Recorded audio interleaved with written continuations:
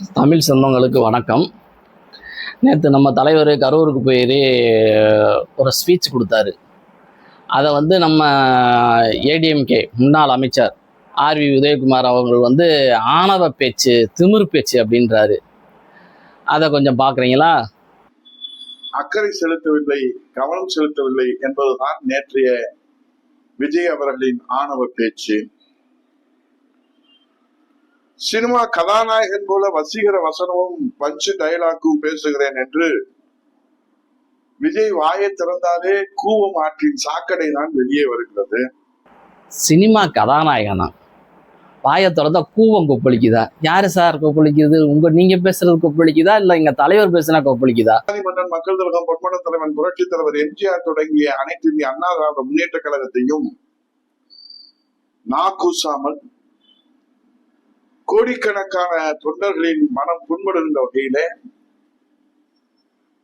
அதிமுகவும் திமுகவும் கூட்டு களவாணிகள் என்று ஒரு களவாணி சொன்னால் எப்படி இந்த நாடு ஏற்றுக்கொள்ளுமா? அதாவது ஏடிஎம்கேவும் டிஎம்கேவும் கூட்டு களவாணின்னு எங்க தலைவர் சொன்னார். அது உண்மைதானே?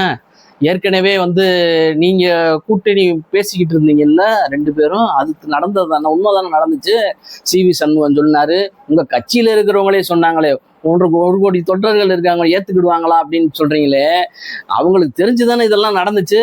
அவங்க உங்க மேலதான் வைகிறாங்க, உங்களைத்தான் வைவாங்க. முதல்வர் விஜய் அவர்களே, நீங்கள் என்ன இந்த நாட்டுக்கு தியாகம் செய்தீர்கள்? சமூக நீதிக்காக போராடினீர்களா?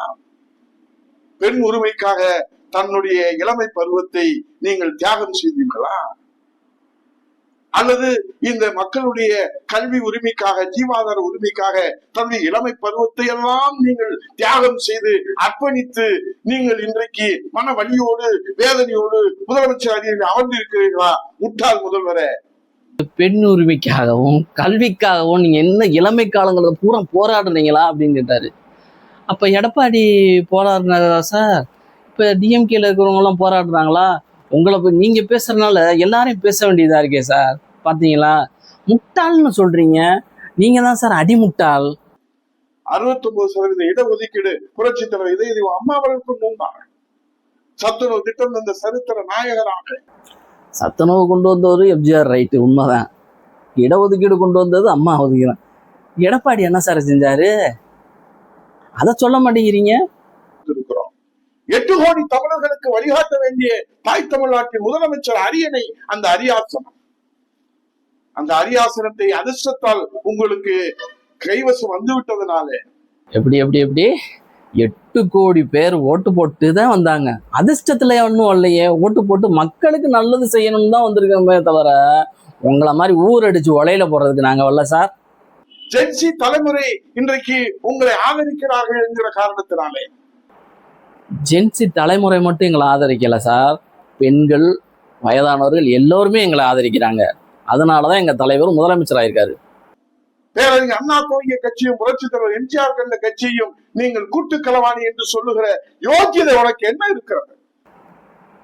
ஐயா உதயகுமார் அவர் புரட்சி தலைவர் உருவாக்கின ஏடிஎம்கேவோ அம்மா உருவாக்கின ஏடிஎம்கேவோ சொல்லல. இப்ப வழி நடத்திக்கிட்டு இருக்கீங்களே எடப்பாடி நீங்களும் சேர்ந்து, அந்த கட்சியை தான் நாங்க கூட்டுக்களவாணின்னு சொல்றோம். நீங்க அது தெரியாம சினிமாவில நடித்து வருமான வரி செலுத்தாத களவாணி இந்த விஜய் என்பதை இந்த நாட்டு மக்களுக்கு தெரியும். சினிமால நடிச்சு வருமான வரி செலுத்தலையா? யார் வருமான வரி செலுத்தலைன்னு? அதெல்லாம் கரெக்டா தான் செலுத்திக்கிட்டு இருக்காங்க எல்லா பேருமே. அதான களவாணின்றீங்க. நீங்க எல்லாம் இப்ப திருட்டு களவாணிகளா?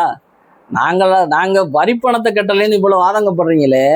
நீங்க ஊரடிச்சு உலையில போட்டீங்களே, எல்லாத்துலயும் லஞ்சம் லாவண்யம் 2 பேரும் சேர்ந்து கொள்ளையடிக்கலாம்னு திட்டம் போட்டீங்களே, அது என்ன களவாணித்தனம்? 41 பேர் இறந்த போது அத்தனை பேர்களையும் அந்த சமக்காட்டிலே விட்டுவிட்டு கரூரை சுடுகாடாக விட்டுவிட்டு ஓடி ஒளித்தவன் இந்த விஜய் என்பதை. 41 பேர் உயிர் போறதுக்கு எங்க தலைவர் தான் காரணமா? ஏன் உங்க எதிர்கட்சி, உங்க தலைவர் எதிர்கட்சியா இருக்கும்போது அங்க என்ன சொன்னாரு? ஸ்பாட்ல பொறுப்பு போலீஸ்காரங்களுக்கு இருக்குன்னு சொன்னாரே, அது உங்களுக்கு காதுல விழுகலையா? ஏன் மற்றவங்க சொன்னதெல்லாம் உங்களுக்கு காதுல ஏறலையா? ஏன் அந்த பப்ளிக், அந்த ஊர் மக்கள்லாம் சொன்னாங்களே, என்ன சொன்னாங்க?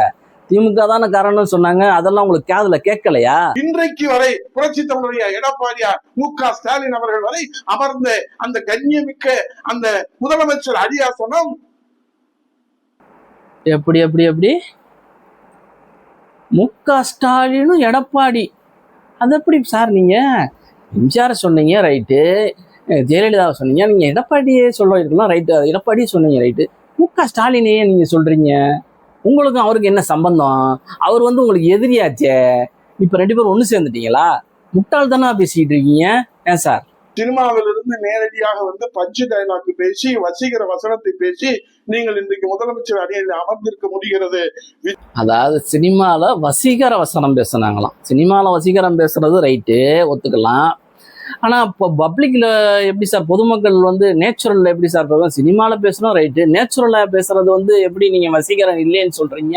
அவங்க நம்புனாங்க மக்களை வந்து. நீங்க காலங்காலமா நீங்களும் சரி டிஎம்கேயும் சரி 2 பேரும் மாறி மாறி ஏமாத்திக்கிட்டு இருந்தனாலதான் எங்க தலைவர் எது சொன்னாலும் நம்புனாங்க, எது சொன்னாலும் செய்யறாங்க.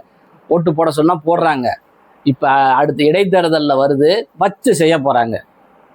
நீங்கள் எல்லாம் முதலமைச்சர் அணியிலே அமர்வதற்கு ஒரு தகுதியும் ஒரு தராதரத்தையும் இந்த தாய் தமிழ்நாடு தந்திருக்கிறது என்று சொன்னால் 80 ஆண்டு காலத்திற்கு மேலே இந்த தலைவர்கள் சிந்திய வேர்வை, அர்ப்பணிப்பு, உழைப்பு, தியாகம் என்பதை மறந்துவிட்டு களவாணி என்று ஒரு களவாணி சொன்னால் அது இந்த நாடு ஏற்றுக்கொள்ளலாம். 80 ஆண்டு காலம் நீங்களே முதலமைச்சர் ஆண்டிருக்கீங்க. என்ன சார் நல்லது செஞ்சீங்க? என்ன பண்ணிட்டீங்க? ஒண்ணுமே பண்ணல, அப்படியே இருக்கு. நீங்க மட்டும் நல்லா வளர்ச்சி ஆயிட்டீங்க. எடப்பாடி வந்து வட்டச்செயலாளராக இருந்தாரு, அடுத்து பயிற்சியாளராக இருப்பாரு, அதுக்கப்புறம் எம்எல்ஏ ஆயிட்டாரு, அதுக்கப்புறம் மினிஸ்டர் ஆயினாரு, இப்போ முதலமைச்சர் ஆயிட்டாரு. அது எப்படி நீங்க மட்டும் அப்படியே கண்டினியூவா வளர்ந்துக்கிட்டே போறீங்க? நாடு இன்னும் வளரவே மாட்டேங்குதே சார். அது எப்படி சார் நீங்க சொல்றீங்க? நாடு ஏன் சார் வளர மாட்டேங்குது? எல்லா பேரும் கேட்குறாங்கல்ல சார், உங்களுக்கு தானே சார் ஓட்டு போட்டாங்க, இப்போ ஏன் சார் இப்படி பண்றீங்க? ஆனா போச்சுல சார், போச்சுன்னா ஓரமா போக வேண்டியதானே சார்? ஏன் சார் இப்படி கத்துறீங்க? நாங்க களவாணியா இல்லை நீங்க களவாணியா? நீங்க வந்து கூட்டு களவாணி. அங்க களவாணி இல்லை, நீங்க கூட்டு களவாணி. எப்படி ஏடிஎம்கே டிஎம்கே சேர்ந்து ஆட்சி அமைக்கிற கூட்டு களவாணி அப்படி வேணா சொல்லலாம். இதயம் சுக்குநூறாக உடைக்கிறது. எங்கள் வாழ்வை அர்ப்பணித்து இந்த இயக்கத்திற்காக, இந்த நாட்டு மக்களுக்காக சேவை செய்தவர்கள். இதயம் சுக்குநூறா உடையுது. உடையட்டும் சார், உடையணும். அப்பதான் நாங்க வந்து சந்தோஷப்படுவோம். ஏன்னா 60 வருஷமா நீங்க நல்லது செஞ்சேன்னு வர சொல்றீங்களே, அதான் எங்களை தாங்க முடியல. கரூரிலே சென்று அந்த மக்களை காப்பாற்றாமல் நடு ரோட்டிலே சுடுகாட்டிலே அவர்களை அனுப்பிவிட்டு ஓடி ஒளிந்த இந்த விஜய் மன வலியோடு வந்து பேசுகிறாரா? சார் எங்களுக்கு உண்மையிலேயே மன வலிதான். 41 பேர் செத்ததுக்கு ஓடிலாம் போகல, அங்கதான் இருந்து எல்லாத்தையும் கேட்டோம். இங்க வர வேணான்னு சொன்னாங்க. ஆனா உங்க எடப்பாடி வந்து குறி பார்த்து 13 பேரை டம்மு டம்மு டம்முன்னு சுட்டாரு. அது எப்படி, யார் சொல்லி சுட்டாங்க? அதை டிவியில பார்த்து தான் தெரிஞ்சுக்கிட்டேன்னு வேற சொன்னாரு. அது எப்படி உங்களுக்கு ஈவு இறக்கமே கிடையாதா? எங்களுக்காவது ஈவு இறக்கு இருந்தனாலதான் அவங்களுக்கு என்ன செய்யணுமோ அதை பூரா இன்ன வரைக்கும் செஞ்சுக்கிட்டு இருக்காங்க. நேத்து கூட செஞ்சிருக்காங்க. அதுக்கு நிரந்தர வேலை வாய்ப்பு இல்லைன்னாலும் தற்காலிக வேலை வாய்ப்பு கொடுத்துருக்காங்க. அதுதான் சார் வேணும். நல்ல மனசு அதுதான். அழுகிறாரு பாருங்க, அந்த பணி நியமன ஆணை கொடுக்கும்போது கண் கலங்குறாரு. அதுதான் சார் உண்மையிலேயே பாசம். அங்க காலில் விழுந்து அழுதாங்கன்னு சொன்னாங்க எல்லா பேரும். மாமல்லபுரத்துக்கு வர சொல்லிட்டு எல்லா பேரும் இங்க பார்க்க விடலேன்னு சொல்ல உடனே மாமல்லபுரத்துக்கு வர சொல்லி காலில் விழுந்து அழுதேன்னு சொன்னாங்க. அந்த இறக்கம் கூட உங்களுக்கு இல்லையே, முட்டாத்தனமா பேசுறீங்களே. ஏன் சார் உங்களுக்கு இவ்வளவு ஒரு வெறி, பதவி வெறியா? அப்படி நீங்க பதவியில இருக்கணுமா? பதவியில இருந்து என்ன செஞ்சுட்டீங்க மக்களுக்காக?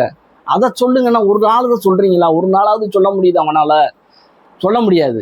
ஏன்னா ஒண்ணுமே செய்யல. ஆகவே இது போன்ற காட்டுக்கூச்சல் போட்டால் என்ன நடக்கும் என்பது எங்களுக்கு தெரியாது.